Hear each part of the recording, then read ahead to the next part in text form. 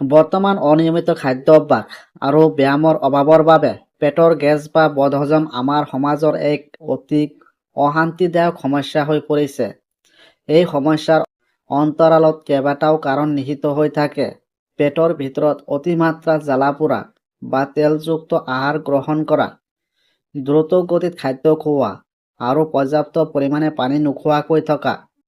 ইয়াৰ উপৰি খাদ্য গ্ৰহণ কৰিয়েই লগে লগে শুই পৰা অভ্যাস অথবা অতিমাত্ৰা মানসিক চাপে আমাৰ পাচনতন্ত্ৰত বিৰূপ প্ৰভাৱ পেলায়।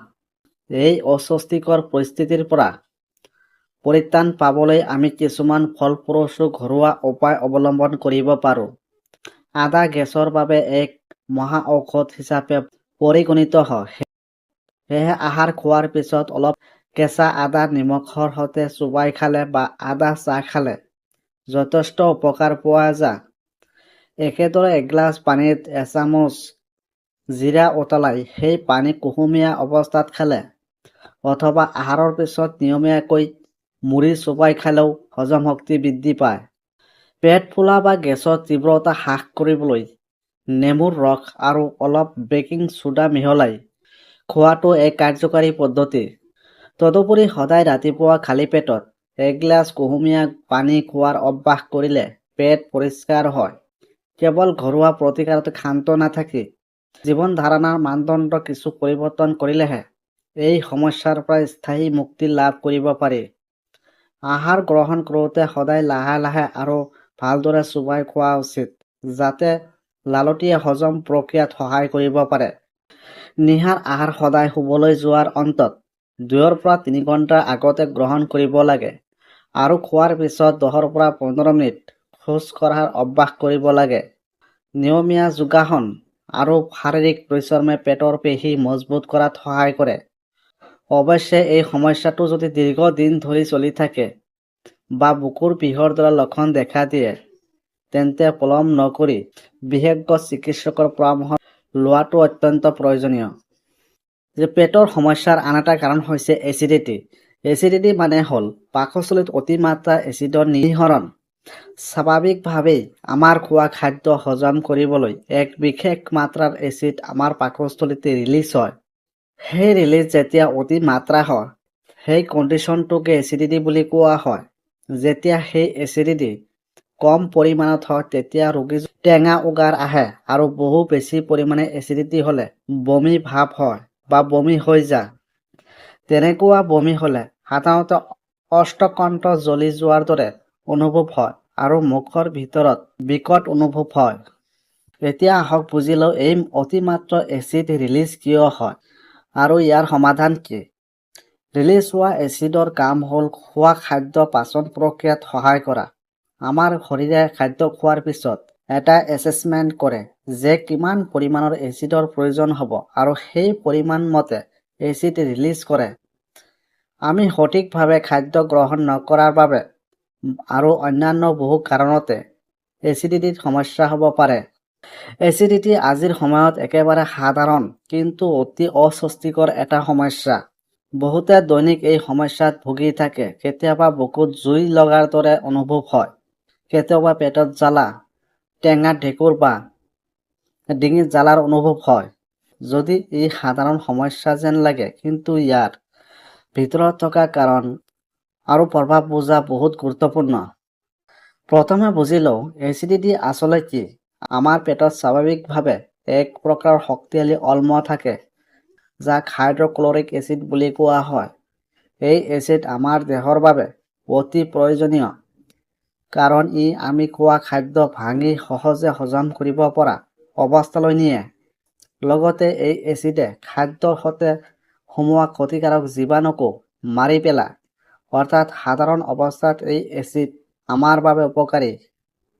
কিন্তু সমস্যা তেতিয়া আৰম্ভ হয় যেতিয়া এই এচিডৰ পৰিমাণ অত্যাধিক হয় বা নিয়ন্ত্ৰণৰ বাহিৰ হৈ পৰে। পেটত বেছি এচিড জমা হ'লে বা পেটৰ পৰা ওপৰলৈ উঠিবলৈ আৰম্ভ কৰিলে তেতিয়া বুকুৰ জ্বালা, ডিঙিৰ জ্বালা আৰু টেঙা ঢেঁকুৰৰ দৰে সমস্যাবোৰ দেখা দিয়ে। এচিডিটি সাধাৰণতে 2 ধৰণৰ দেখা যায়। প্ৰথমটো হৈছে পেটত বেছি এচিড উৎপন্ন হোৱা। দ্বিতীয়টো হৈছে পেটৰ এচিড ওপৰলৈ উঠি অহা, যাক আমি এচিড ৰিফ্লুক্স বুলি কওঁ।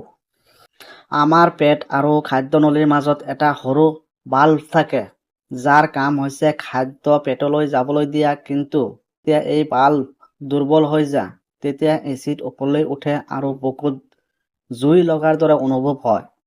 এতিয়া প্ৰশ্নটো হৈছে, এই সমস্যা কিয় হয়? ইয়াৰ উত্তৰ আমাৰ দৈনন্দিন জীৱনৰ ভিতৰত লুকাই আছে। আজিৰ সময়ত মানুহৰ খাদ্যাভ্যাস আৰু জীৱনশৈলী একেবাৰে সলনি হৈ পৰিছে। ৰাতিপুৱা খাদ্য, তেল মছলাযুক্ত খাদ্য, এইবোৰ এতিয়া প্ৰায় দৈনন্দিন খাদ্যৰ অংশ হৈ পৰিছে। এই ধৰণৰ খাদ্য পেটত বেছি এচিড উৎপন্ন কৰে আৰু শক্তিৰ সমস্যাৰ সৃষ্টি কৰে। ইয়াৰ উপৰি বহুতে চাহ আৰু কফি বেছি পৰিমাণে খায়। চাহ আৰু কফিত কেফেইন থাকে, যিয়ে পেটত এচিডৰ পৰিমাণ বৃদ্ধি কৰে। বিশেষকৈ খালী পেটত চাহ বা কফি খালে এচিডিটি বৃদ্ধি হয়। ইয়াৰ লগতে মদ্যপান আৰু ধূমপানো এই সমস্যাৰ ডাঙৰ কাৰণ। আন এটা গুৰুত্বপূৰ্ণ কাৰণ হৈছে খোৱাৰ সময় আৰু অভ্যাস। পলমকৈ ৰাতিৰ আহাৰ গ্ৰহণ কৰে আৰু খোৱাৰ পিছত লগে লগে শুই পৰে। এই সমস্যাই পেটৰ এচিড সহজে ওপৰলৈ উঠিবলৈ সহায় কৰে। ইয়াৰ উপৰিও তাড়াতাড়ি খোৱা, ভালদৰে নোচোৱাই খোৱা, এইবোৰেও শৰীৰৰ ডিহাইড্ৰেশ্যন বৃদ্ধি কৰে আৰু এচিডিটি সৃষ্টি কৰে। মানসিক চাপ বা ষ্ট্ৰেছ এই সমস্যাৰ এটা গুৰুত্বপূৰ্ণ কাৰণ। আজিৰ ব্যস্ত জীৱনত মানুহে বহুত চিন্তা কৰে, যাৰ ফলত দেহৰ হৰমনৰ ক্ষতি হয় আৰু ডাইজেষ্টিভ চিষ্টেম ঠিকমতে কাম নকৰে, ফলত এচিড বেছি উৎপন্ন হয়। এচিডৰ লক্ষণবোৰ সহজে চিনাক্ত কৰিব পাৰি। আটাইতকৈ প্ৰধান লক্ষণ হৈছে বুকুত জ্বালা, যাক হাৰ্টবাৰ্ণ বুলি কোৱা হয়। এই বুকুৰ মাজত জুই লগাবৰ দৰে অনুভৱ হয়। কেতিয়াবা এই জ্বালা ডিঙিলৈ উঠি যায়। আন এটা সাধাৰণ লক্ষণ হৈছে টেঙা ঢেঁকুৰ। মুখত টেঙা স্বাদ অনুভৱ হয়। তাৰ উপৰিও বমি বমি ভাৱ, পেটত অস্বস্তি আৰু ৰাতি শুবলৈ অসুবিধা হোৱা দেখা যায়। এইটো যদি সময়তে নিয়ন্ত্ৰণ কৰা নহয়, তেন্তে গুৰুতৰ ৰূপ ল'ব পাৰে। দীৰ্ঘদিন ধৰি এচিডিটি থাকিলে গ্ৰেট নামৰ এটা চৰ্ণিক ৰোগ হ'ব পাৰে, য'ত পেটৰ ভিতৰত ঘাঁৰ সৃষ্টি হয়। খাদ্যনলীৰ ক্ষতি হ'ব পাৰে। চিকিৎসা নকৰিলে ডাঙৰ সমস্যা হ'ব পাৰে। কিন্তু ভাল খবৰটো হৈছে এচিডিটি নিয়ন্ত্ৰণ কৰিব পৰা যায়। ইয়াৰ বাবে কিছুমান সহজ অভ্যাস গঢ়ি তুলিব লাগে। প্ৰথমতে, সময়মতে আৰু সঠিক খাদ্য খোৱা অতি গুৰুত্বপূৰ্ণ। তেল মছলা কম খোৱা, ফাষ্ট ফুড এৰা আৰু শাক-পাচলি, ফল-মূল বেছি খোৱা উচিত। দিনে পৰ্যাপ্ত পৰিমাণে পানী খোৱা দৰকাৰ।